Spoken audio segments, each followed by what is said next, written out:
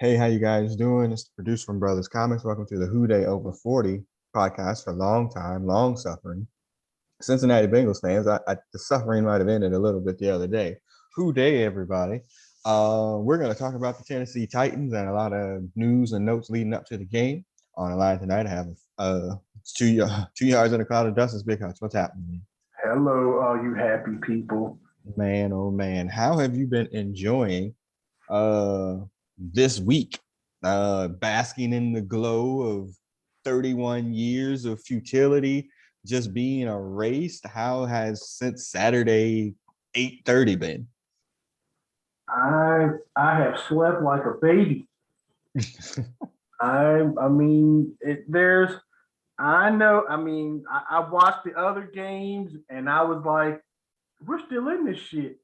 Right. And these other teams, albeit outside of Kansas City and Buffalo, are kind of, yeah, though they played really good, but Mm. you know, hey, it could all they're gonna take each other out. So we only got to Right. play, maybe only play one of them, maybe. Yeah.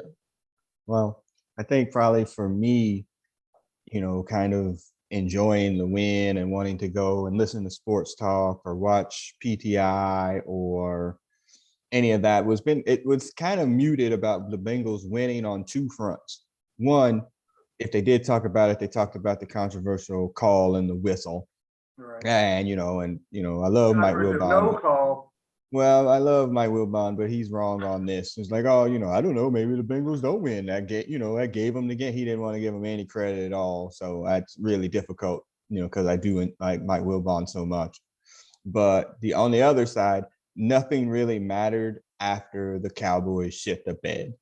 Like, in terms of NFL whatever's, them blowing that game and the way that they did it, that dominated all sports talk, and any talk of the Bengals winning that game really went to the back burner. Yeah, you're right. Yeah, that the Cowboys and Dak Prescott doing his Andy Dalton impersonation. That sure was. Yep, But throwing it out of the end zone on fourth down right there. Yeah, but Cal Murray, he also put in a good showing for that. Yeah, we'll leave those folks out of that and let those people podcast about that. But also, I noticed a lot of the haters are kind of quiet. A lot of the, hey, they're going to win 6 games. You should have drafted Penny Sewell. Was that Mike Tannenbaum? What did he say? That the Bengals shouldn't even be allowed in the league if they pass on Sewell. Bengals is probably a 6-win team with Penny Sewell and not Jamar Chase. Probably. Would you say? Yeah, I would say 5, 6, maybe 7 wins, maybe. And we might have been happy about that. Man, right, in 2022, we're gonna be the shit. Yeah, but we'd also win. Yeah, but we would be with a new coach too. So nothing about that. We'll talk about that too. No doubt. Yeah, but just so much talk about the call and the controversy around that, which again, to me, wasn't a controversy. The ball was out of his hands after, the whistle blew. Now it didn't get the receiver before it blew. So I'll take that as the rule as itself. But those dudes shouldn't have given up completely on the play there. So touchdown Bengals, I don't really care. We're moving on. Division championship. All right. Here we go. So let's get into some news and notes from the week. That game was rough on the Bengals, especially on the defensive line. So a lot of the news coming out of that, injury news, defensive tackle Larry Ogunjobi out for the season. Even if they make the Super Bowl, he ain't going to be there with a bad, severely something with his ankle. He ain't going to be there. He was at practice today in uniform, but on one of them little scooter things, to go out to support the team. Why do you put on a uniform, yo? Hey, man, you got to be a part of the team. Shoot, why do baseball managers wear uniforms? They ain't got shit to do with the game. So, but if your ass is on a damn scooter, you ain't part of the game either. Well, I don't know. He wanted to be out there to support the team. He signed a 1-year prove-it deal from Cleveland. Right. He got 7 sacks, and he had a big old scooping almost score during the playoff game. He's a big portion of this. He should probably be brought back if they can. I guess the severity of the injury or whatever. But he was definitely a great part of that defensive line rotation. So, all right. So he's done for the season. Also at practice today, every other defensive lineman, even though the ones you're concerned about participated in limited fashion. Trey Hankerson working through concussion protocol. He was back. Josh Tupu was also back, working back from his knee injury. Renell Wren, who missed the game last week, working back from his knee ankle concerns. All of them were there working in limited fashion. So it looks like probably they'll have, the full rotation outside of Ogunjobi, and they did sign a dude, which we'll get to momentarily. But with Chris, what's that running back's name? What our With Derrick Henry coming to town, you definitely want to have, all your defensive linemen up and ready, Hodge. Yes, you definitely need every defensive lineman that we have. I mean, yes, we need all of them against Derrick Henry at 80% or whatever. They're going to feed him the ball. Right. News and note from the Titans. He just got brought back to being able to practice physically, where he could actually be tackled today, but he was listed as limited as well. Right. The determination on if he's going to play is going to be later in the week. Obviously, if he does play, he's not going to be 100%. He ain't getting it 30 times, but he's obviously going to be there too. And we'll talk about the offense for the Titans here momentarily. All right. Okay. So it looks like everybody will be there. Stanley Wilson also, who missed the game last week, special teams ace, didn't play the playoff game, but he was back at practice limited as well. So it looks like he could go. Like I said, the Bengals did sign a dude, Doug Costin, from the Miami University, that is, not the University of Miami. He was on Jacksonville's squad there for a little bit of time. Don't know anything about him. He was wearing number 67, I think, at practice, and everybody was like, what's Nate Livings doing out there? So nothing, so he gets signed to the practice squad. We'll see what happens from there. But so that led to another controversy that happened during the week. You can blame Jesse Bates for this. After the game, he said he texted Geno Atkins and was like, hey, big fella, you want to suit up for the game, since we were having some problems on the defensive line, which sent Bengal Twitter into a frenzy, thinking that Geno was going to come back and play for the Bengals or whatever. Where did you fall in this whole bring back Geno's thing? I've been shooting that horn hell before anything, I think. Well, I would love for him to come back. There ain't no way in hell. He hasn't played all season. I think he had a tryout with Seattle, maybe like somewhere between week 6 and 10, and they didn't sign him. And they can choose anybody. Right. So I mean, I think he's either enjoying retirement or he just has no interest in playing football again, which makes him retired. So this idea that he was about to come back and be the savior and come in and get 15 snaps in the Willis Reed style, that's fan casting, essentially. Well, and not to mention, this team cut me and cut me for $10 million. I ain't coming back for $5 to play for $21,000 in a damn division game. The ultimate Marvin dude, along with some other people that they ran out, who just came, played, and left. The Bengals are culture-wise is a lot more like, hey, you need to be either in or out. And Geno, preferably like being out. I just want to come in, I want to play, I want to leave. I don't need to be friends with the people I work with. So I don't think that was ever going to be a fit. Yeah, I don't think that was ever going to be a fit, though. That's just not what they're about. Another move today, the Bengals cut Xavier Ciafillo today.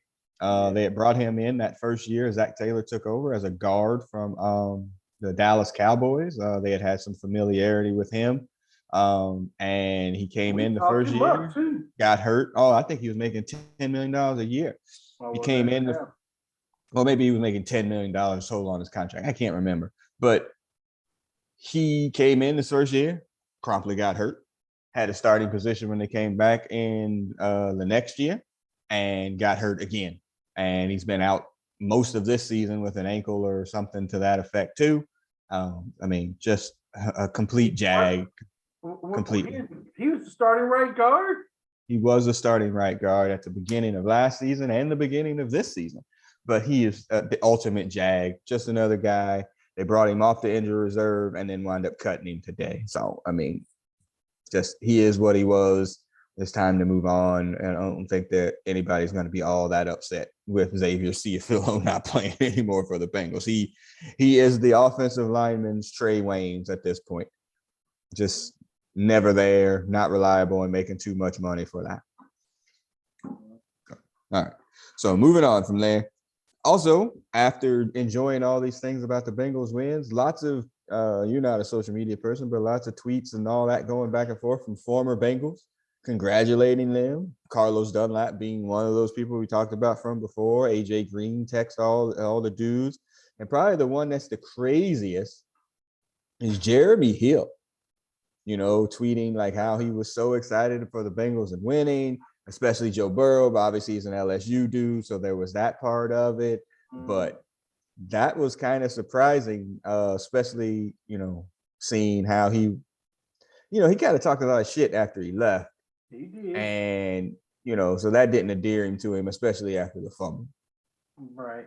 He talked a lot of shit, and I think all his contributions to the Patriots when they won was he blocked a punt. Oh, he did? I didn't even know. He blocked a punt that I remember during the regular season, but that's all he did for them. He might have carried the ball about 12 times for 30-something yards. But whatever. I got a different Jeremy Hill take than a lot of people. Obviously, the fumble is the fumble, but I blame Marvin for really all of it. Because when he came in, he was a rookie, he was young, he was brash, he was, completely LSU kind of New Orleans dude.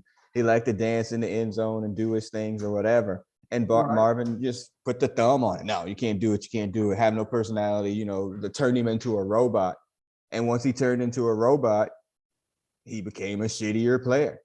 And once he became a shittier player, the fumbles came out, and then that was the end of it. Like he became so average from what we thought he was or what he was initially to once Marvin put the clamps on him, it was done. And he was so worried about not picking up that he couldn't be the football player. And that's on Marvin, his squashing personality.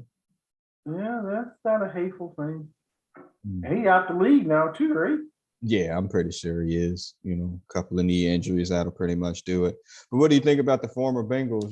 Hey, y'all earned it. The city of Cincinnati. I mean, Carlos Dunlap couldn't have been even more effusive in his praise and celebration for the city of Cincinnati and the team. Them dudes felt it. You go out there, you bust your ass you bust your ass all year to stay in the league these days. But to bust your ass and to put up with all the shit, to win the division a couple times and to fucking lose, and to lose the way they were losing, and everybody, all your friends you went to or whatever, your teammates from different colleges and universities you went to, they're winning games, winning championships, and you being stuck as a Bengal, you ain't won shit. And that shit just kept stacking up like flapjacks. Well, I mean, that's what we say all the time is that, this team ain't those teams. But again, those dudes, I think, had their own stuff to carry. The ones that have been on the 5 straight playoff teams that couldn't win. They were trying to break their own individual streak on top of the other streak. So, I don't think that's a terrible thing. I don't think that that's unusual that they were pressured themselves. But again, a lot of this I blame on Marvin too. He's just too tight. He just couldn't relax enough to allow the team to play loose to win. I don't want to say it was. If I had to, I put it. The curse of Bo. Let's give it 10%. Okay, so the next one would be, let's give Mr. Lewis 60%. Yeah. And let's give that our redheaded buddy a good 30%. He might be worth more than that. Right. And now that you said that's a good transition into the current quarterback of the Cincinnati Bengals, Joe Burrow. He definitely downplayed the win. On the field after the game, he was like, this is not the icing on the cake. This is the cake. And then today he doubled down on that, like tripled down, whatever you want to call it. Yeah, I'm gonna read you the quote because it's so out there. It says, "I think the fans were very excited, but I tried to downplay it all, and that's because this is how it's going to be from here on out. It was great win for us, but this is the standard. This is the bare minimum going forward. The bare minimum." So he's Grizzly or like, hey, Polar? yeah, this is like, oh, okay, winning a playoff game, that's the bare minimum. We're trying to win championships. And again, I think we moved past why not us before we get into this game preview to, you know what? There's nobody in these playoffs that they can't beat.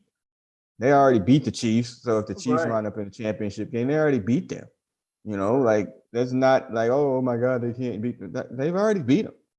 So There's only one. There's two things that they can't beat. Well, in the AFC anyway. If you're gonna be a passing team, and we got to go to Buffalo, I don't know about Old Man Winter. Old Man Winter gonna kick ass. Buffalo throw it around the yard too. Buffalo, right, and Buffalo loses too. Buffalo, Um, Buffalo one of the hottest teams in the playoffs right now, sir. they are one of the hottest teams The in only one playoffs. hottest, the only one that might be a little hotter is the Bengals.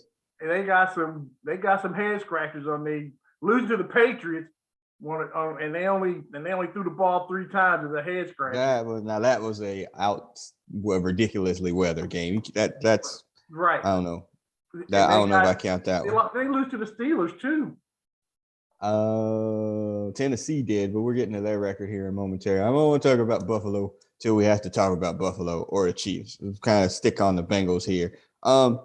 You brought but what do you think about that statement? Could you imagine any of that? I mean, Carson obviously had all the physical skills, and where's the missing intangible? We all knew Andy Dalton was limited, and the only way he was going to win is if everything was perfect, and everything was perfect in 2013 or which year he got hurt? 15.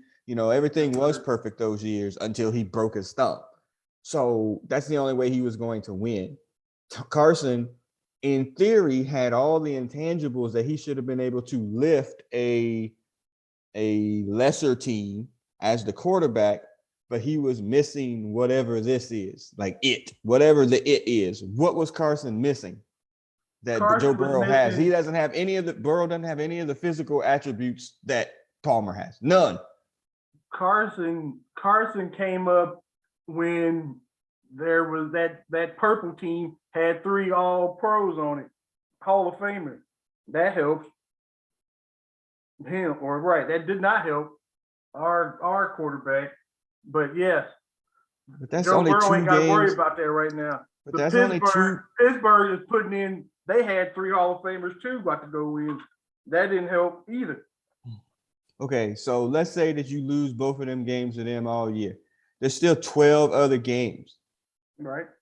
Carson Palmer's record with the Bengals was what? Just a few games over 500, if that. Maybe wasn't it under, or it was close. It's probably under because of that last year, which was terrible. But and then the other year he hurt his elbow, which he didn't play that many games, so he didn't take all the L's. But there was something missing with him. I think he just didn't. I heard people say that he was a leader or whatever, but he didn't. The wide receiver just ran whatever pattern he felt like running. Yeah, but the other wide receiver was pretty damn good too. Yeah, there was plenty of talent on those teams. There was plenty of talent, a whole lot of talent. So why doesn't the quarterback lift that group? He wasn't in charge of it. I think Joe Burrow's in charge of this team on the offense, maybe the whole thing. Whereas I think Palmer was that crazy number 85 was running that shit there for a while. What do you think about this? And I feel this way about a lot of things, and I'm gonna drag Gino for this too. How do you feel about, my best player, he leads by example, but he's not that rah kind of person. I don't buy that shit. Your best player can't lead by example. You can drag Gino into that because he never talked. You could drag AJ into that too. Yeah. Because he's your best player, but he's Mhm. not that dude that's like, look, we need to get this done and whatever. That's definitely the opposite of what Joe Burrow is. I'm the best player. I'm going to tell you I'm the best player, and I'm going to drag you and change the whole mindset of the entire organization. I mean, I kind of like I would rather show you than talk to you about being the best player. Really? Yeah, I'm down with that. I don't think your best player can be that quiet dude. I'm trying. He just goes in and puts Tom in Brady. work. Is Tom Brady a talker? I mean, up until now, Yes. he talks a lot of shit now, but he didn't talk talks a lot of shit when they was coming up. I don't He remember him talked talking a lot of dancing. stuff. Man, he's in people's faces all the time, now, then, and whenever. Like that's it. I mean, I'm down He here. talks on the field. He talks shit Yeah. on the field, but I So don't he's remember the him just being. He never. I don't think he just came out and said, "Oh, I'm the fucking best. I will be the fucking goat. I will be this best no, thing." I'm not talking about that. Joe Montana didn't talk a lot of shit. I'm not talking about that kind of leader. Like I'm just talking shit. I'm talking about I'm the leader of this team. This is my team. This is my locker room. This is my everything. That wasn't Carson Palmer. That That wasn't definitely Carson not Palmer. Andy Dalton. And That's right. but be honest Right. with you, Gino or AJ should have been that dude. And to describe what Andy or Marvin Lewis said about a couple of them, because well, like those Georgia kids, they wouldn't say anything with a mouthful of sand. Right. They just do what they're supposed to do. Well, that makes sense. But your best players, they got to be able to say something, man. I don't like that. I mean, I would just go out there, do your job, do it very well, and I don't need to. I would rather you say your damn thing. I'd rather you be holding up the trophy and then talking shit. When them freaking, I mean, Terrell Owens, he talked a lot of shit. He was a damn good player too. yeah, but this is a couple of different things where Terrell Owens was completely all about himself and didn't care about the team. That those are completely different things here. Right, so, but TJ didn't talk a lot of shit. Who? He was good. Who? Who else was it? I mean, there I'm not. You're getting confused. My quarter. I'm not talking about talking I'm gonna go shit. back to Joe Montana. Joe Montana didn't say nothing, and he just kept putting up the damn trophy.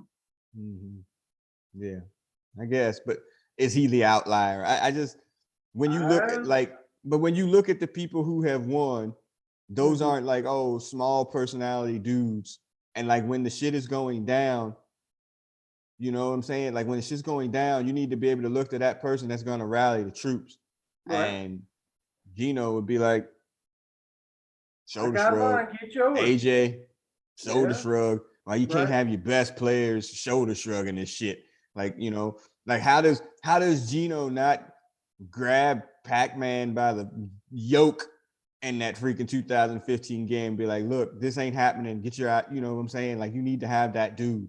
And I don't know. Pac-Man was the alpha in that group. Yeah, and that he was could be a problem too. But yeah, but he wasn't their best player.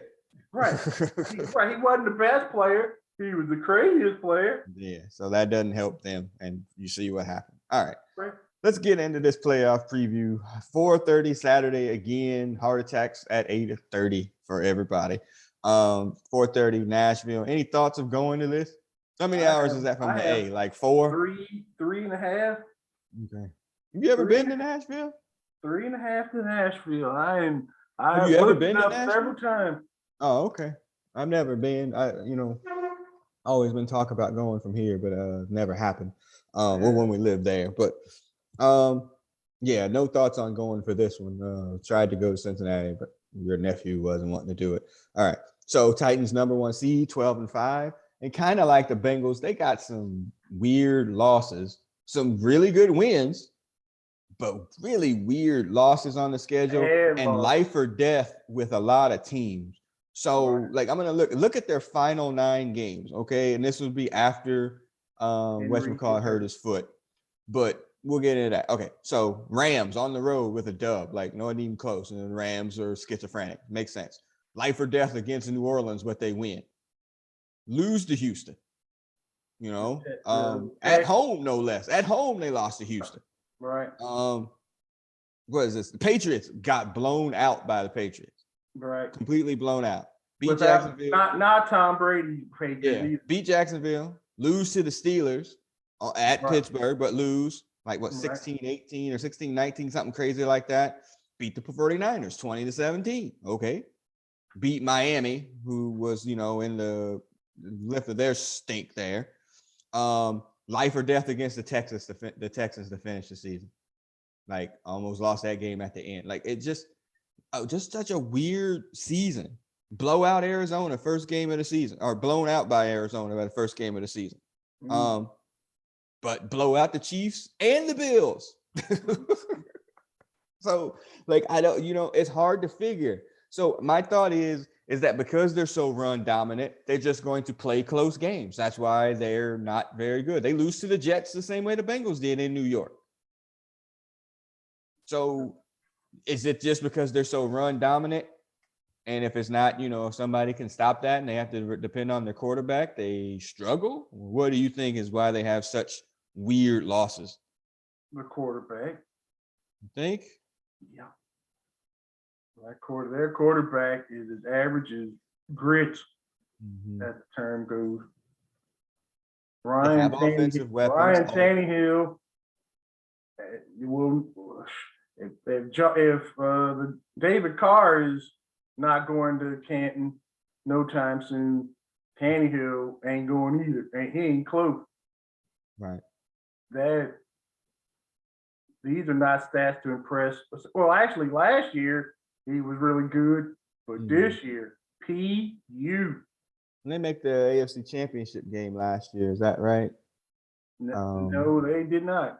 Oh, okay. I'm sorry. It was Bills and the Chiefs. And the Chiefs. Okay.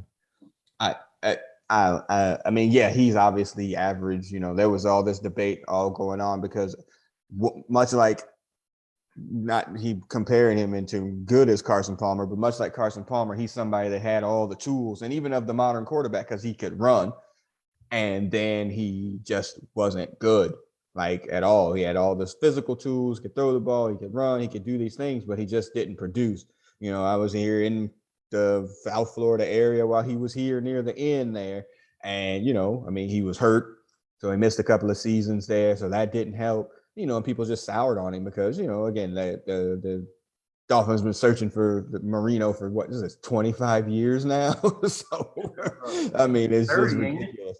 Yeah. You know, it's just ridiculous at this point that, you know, they haven't found like a long, stable quarterback and still don't have one, you know, since Marino retired.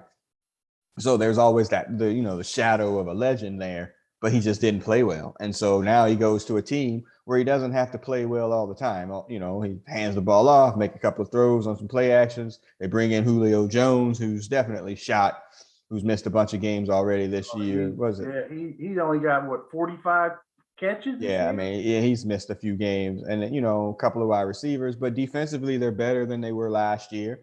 Now, if you recall, the Bengals beat them last year in Cincinnati in front of, you know, hardly no people. That game was in Cincinnati? Oh, yeah. Yeah, that game was in Cincinnati last year. What was that? I can't remember what the final of that score was, but it was a couple of touchdowns, that part. Yeah, it wasn't all together that close. At least on the scoreboard, I think it was a little bit closer than that in terms of the actual game. But the Bengals win. Derrick Henry. I think he rushed for over 100 yards. I think he had like 18 carries for 100 and something yards. So it wasn't that, but you know, they shut it down for the most part and, you know, played good defense on everybody else. And, you know, were able to come out of that game. And that's with a compromised offense, to say the least. Joe Burrow was there. One of his, you know, early starts is really a couple of weeks before he gets hurt, you know, and the Bengals win that game. And, you know, I don't know, can you extrapolate anything from that game last year to now? It seems like they're completely different teams. Yeah. No, the stakes are way higher. But you know, it's on the road as well. Completely different there. Right. But I'm going to say this with the Bengals defensive line, which it looks like it probably be a little bit closer to normal than what we thought it was going to be at the end of Saturday night. I think the Bengals' best defense is their offense at this point. You know what I mean? Like, I think their best defense is to go out and score a touchdown and make Tennessee have to drive the ball to score touchdowns. Because no matter what you think of, Derrick Henry or whoever's running the ball, them drives take forever when you can't really stretch the field throwing it. And if you can't do that, it takes time off the clock. And if you get down there and you only get threes instead of sevens, it becomes very difficult for you to win against a team who, under a good set of circumstances could put up a whole bunch of points. So what do you think about that? Like, hey, man, you know what? Our defense is compromised. Let's go out and let Joe Burrow cook. Just if you you can beat Tennessee a couple of ways.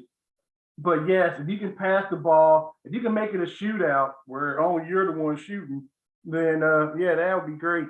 They don't have the offense or the whatever to get into the mid to upper 30s. Yeah, I mean, if you're in a situation where you can put up 30 points, it's going to be very difficult for the Titans to keep up in that regard, And again, and their coach, Ohio State finally won it, but yeah, he is not Bill Belichick. Yeah, but I mean, he's done well while he's been there. I think, so I don't think that's it. I just kind of wonder what.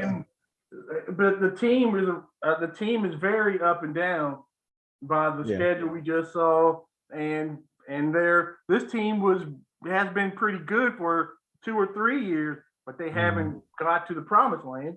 Right. Well, again, the offense is limited with their quarterback, so that's always going to be an issue. But again, this is one of those situations. Everything's got to go work out perfect for them, and I think the Bengals can figure out a way because they can win the game in so many different ways. If they get in there and they get down, am I really going to be all that upset if the Bengals are running 4 wide? No, because he's going to figure it out. Like eventually, if the hot streak that Burrow's on.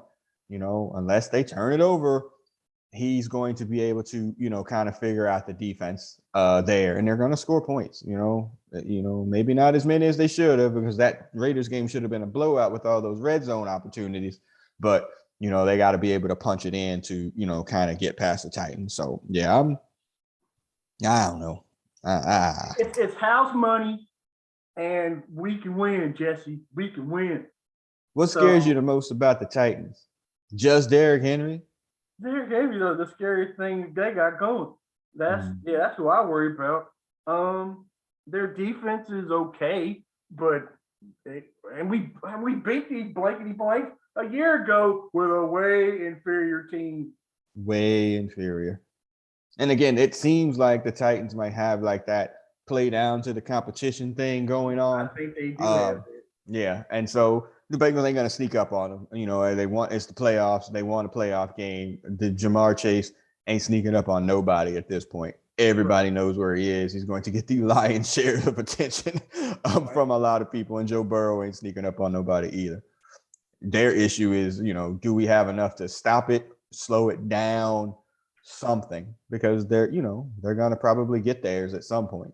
They're going to. I mean, if you take the ball out of Tannehill's hand, if Derrick Henry's got something to give, I mean, they're going to try to get everything out of him. What gives you hope? If they're scared of, Derrick Henry, what gives you hope that the Bengals can win? Open up at a 3-point dog, by the way. Right. The hope is that, I mean, this team, if all the conditions, this team can beat anybody. That's by beating the Chiefs. Everybody in the AFC is fair game. The Chiefs are the best team. But I'll go with that. They're the best team in the AFC. Their defense kind of super sucks, but yeah, they are the best team. If I was gonna I got Kansas City in the Super Bowl. If I'm putting money down. Okay. I don't know, man. Again, it could have been because New England is compromised and also has a freaking limited quarterback as well. Or it could have been one of those. I mean, they just, that over familiarity with like a division foe. They just know everything that's going to happen. There's no surprises. Like I think that we would have saw some score like that if somehow the Bengals would have wound up playing Pittsburgh in that playoff game. They just know everything that they're going to do. And, they're obviously limited offensively with Roethlisberger now. And obviously the Patriots quarterback is super limited in what he could actually do. So, yeah. So I don't know if Buffalo is that good or that was just a perfect playoff opponent for them. The Steelers this year beat the Titans and Buffalo. Right. Yeah. So, and you can't figure this shit out. You just can't. All right. So what about this? I brought this up, or I thought this when I was talking with the Goat Killer the other day. What if this game turns into the revenge of Randy Bullock? Randy Bullock, kicker for the Titans now, former Bengals kicker. Probably most his moniker here, Fat Randy, because of his, not being in the greatest of shapes. And his lasting memory is pulling up on his calf after missing barely an extra point, which would have sent Joe Burrow's first game against the Chargers. His first game of his career would have sent it into overtime where he misses like a 30-some-odd yard field goal. Right. I mean, just an absolute chip shot, and he misses. Right. So this year, he's 26 for 31 on field goals. Like, oh, that's not bad. He's perfect between 30 and 39 yards. Right. Between 40 and 49 yards, he's 8 for 13. Right. Yeah. So he's not a weapon. I mean, it's a weapon, but So if it gets shooting up, right, if it gets near the end of the game, and it's a 47-yard field goal for the dub, I like my chances with Fat Randy. Oh, well, most definitely. I like my chances with anybody, but Fat Randy especially. He may give us up one for certain here. He is 1-on-1 for 50 yards though, 1 for 1. But I mean, which is kind of weird, but obviously they're like, no, this is your range. Like we're pretty much anything outside of like 40 yards. Like, yeah, we gotta, go for it and put a pin on the down and distance. And 42 for 45 on his extra point. So he's missed a couple of those two, which aren't chip shots anymore. So they're not. Whatever. Why don't you pull the weather forecast for Nashville for Saturday at 4:30 as we start to wrap up? Yeah. We can see what is happening in Nashville at that time. It is going to be seasonably warm here, or unseasonably warm in the southern states. I guess you could call Tennessee sort of a southern state, but not really, especially not in the winter time. So I'd be surprised if game day temperatures are anything over 50 degrees. That'd be my guess. But it's not an advantage for either team because both of them play in the cold. So, but, do we have squally conditions? Is it raining? Is it going to be a snowy field? What's going on in Nashville on Saturday? Oh, a cold day, but sunny. Okay. Yeah, cold. Yeah, very cold. All right, 39 degrees, very nice. Football weather. At 4:30, it'll be, that'll be the high. Yeah, about 35, about below freezing. So, I mean, the Bengals. Right, and 1% chance of rain at 1 o'clock. Yeah, the Bengals are used to it. That's not going to be an issue. That's not an issue for Tennessee, too. Tennessee will come in with the, we haven't played in essentially 2 weeks situation. Do you come out a little bit rusty? I think the Bengals had a little bit of that. But also from watching the game again, I think they got butt tight in the second half. They did not want to try anything to push it, and that was, probably would made the game a lot closer than it needed to be. But okay, all right, man. So yeah, I'm looking forward to it. Am I going to bail again? Is my blood pressure going to get to the point where I have to tap out so I don't die cheering for this team? I'm hoping not. I hope it's. I'm with you on the house money thing here. I definitely don't think the quarterback thinks that way. But I think as fans, it's like, well, you know what? I mean, you did better than we thought you were going to do. Go in and play loose, open them shoulders and play. But what do you think? our quarterback is better than their quarterback. Yeah. And this is a quarterback league, so right. I can ride with that all day. My last question is, what do you think about, everybody's, the league is fixed, the league office, they're making phone calls or whatever. What about the idea that definitely the NFL office does not want Tennessee in the Super Bowl for sure, right. But they probably don't want them, to get them out as soon as possible, whether it's in this round or the championship game. They definitely don't want Tennessee in the Super Bowl. Does that wind up, if you believe in those types of things, favoring the Bengals on Saturday? Of all of the four remaining AFC teams, who has the crappiest story? Probably Tennessee. Crappiest story? As far as selling it to the people, what story are you gonna tell with Tennessee? Ryan Tannehill, journeyman quarterback. The league ain't about stories though; they're about stars. But the only star they have is Derrick Henry. Wall Street and the advertisers and whatnot, they about stories. They about stars. They don't care about that. They care about stars. They care about not you and me watching, because we gonna watch. They want sisters and all them folks that don't watch to give a rat's ass. So they're like, oh my God, Ryan Tannehill, that's a story? What story does he have?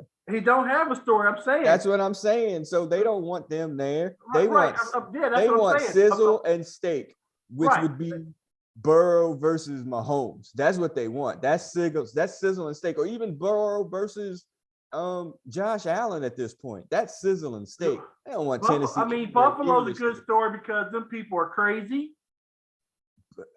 They also have a history of losing in big games as well, so they can play on that thing. But they can bring that shit up, and they will, just like they brought up all our stars. Shit. But they got stars. They got a whatever quarterback that we might disagree or whatever, but he's got obviously a huge winning record. He's a star. Their quarterback is a star in the league's eyes. Their wide receiver is a star. Nobody outside of us know who Josh Allen is. That's cap. I don't agree with that at all. So they don't know Josh Allen, but they know Ryan Tannehill. Well, I'm saying Ryan Tannehill out of the four is the worst. But I'm not. You're trying to tell me that they're trying to sell like this story. Oh, Tennessee's got the best story. The league wants sizzle. Did you misinterpret? Tennessee has the worst story. Tennessee's story is worse than the Bengals. Agreed. That's what I'm saying. They want sizzle and steak. So sizzle and steak is the Chiefs and the Bengals. Well, yes, the Chiefs are the number one with no doubt. That's all sizzle and steak. Buffalo's probably number two. But you can't get both of them because obviously they play each other. Right, they're going to take each other out. So, yes, number three is the Bengals and number four is Tennessee. Right. So that's what I'm saying. Like it might, if you believe in those types of conspiracies, the Bengals got this whatever call or whatever because that's what they want. And they don't want Tennessee anywhere near the championship game because if they get in the championship game, God forbid they wind up in the damn Super Bowl, which would be awful. Well, actually, they do. Julio Jones is on their team, but he's old and not that person anymore. There's there's nothing that they could sell on Tennessee. Nothing. Well, old boy. If old boy, I hope he doesn't run us over. But if he's playing like he was before he got hurt, that's a selling point. I guess that'd be hard to sell. But other than them two, and the rest of them just averages what? And the Super Bowl's in Los Angeles too. Right. Sizzle and steak. That's all they want. They do not want Tennessee anywhere near. Like the worst case scenario. The sizzle and steak is, the names that our mothers and sisters know, and that's Brady and them folks. Exactly. Right. And so the league is doing everything in their power to make sure that they don't get a Tennessee and San Francisco Super Bowl. Like that would be the worst thing that could happen. Green Bay. The worst. The Rams. They cannot sell. The Rams will be playing at home. The Rams will be playing at home. That would They could sell that. It's plus all the largest market sell in the that. freaking But world. the Rams are loaded with talent too. And stars, plenty of sizzle stars. and steak. You're right. They're all right. Of all the teams, of the 8 remaining teams, the worst two are probably the Bengals and the Titans. So they will do their best to, if you believe in those kinds of conspiracies, to get who they want into that damn Super Bowl. So it'll be interesting to see how that plays out. All right. Exit music, man. Isn't it too easy? I was thinking as I was prepping for the show, freaking Tennessee, Arrested Development. It's too easy. Except that we ain't a Tennessee. Take me to sure play them shit. They need it. I saw Arrested Development at the zoo. So come on. I did. I'm not lying. They were performing at the zoo, or they were hanging out at the zoo? Oh, okay. Thought they were like hanging out, looking at the animals. I don't think old girl was with the group, but yeah, headliner was there, the main dude. Oh yeah, I want to call him. I don't know why I want to call him Tretch, but obviously that's not right. But anyway, all right. So if you're on the podcast version, as Arrested Development starts to play it out, won't you help it? I hate that song actually. Anyway, so I'm the producer. This podcast, I'm signing out. Shout out Sam, man. We know you living these 31 years of relief off of our shoulders too, man. So we miss you, brother. We love you for sure. So yeah, as they start to play us out, I'm the producer of this podcast. Find it on iCloud, SoundCloud, Stitcher, Google Play. Rate, review, subscribe to the podcast on the YouTube channel. All of those types of things. Hutch, go ahead and sign out. Peace to all. Peace and love. Yes. We'll see everybody Saturday night. 8 o'clock if my heart survives it. Yes, if my heart survives it. If we win, you'll definitely see us. And if you don't, the only way I would consider like not doing it is if they go out and it's 2 of them. If they go out and embarrass themselves and get like one of them 45 to 12 moments, or if Randy Bullock does beat them in the buzzer. Oh, that would be like awesome. On like a 55-yard field goal or some bullshit. I'll be devastated at that point. I'll need a solid week to get over that. Yeah. But it's house money. Anything can happen. Hey, we can win. We can win, Jesse. We can win. Yeah, my early prediction, the 27-23 Bengals. But we'll see how it goes. All right. We'll see everybody on the other side. Peace. Peace.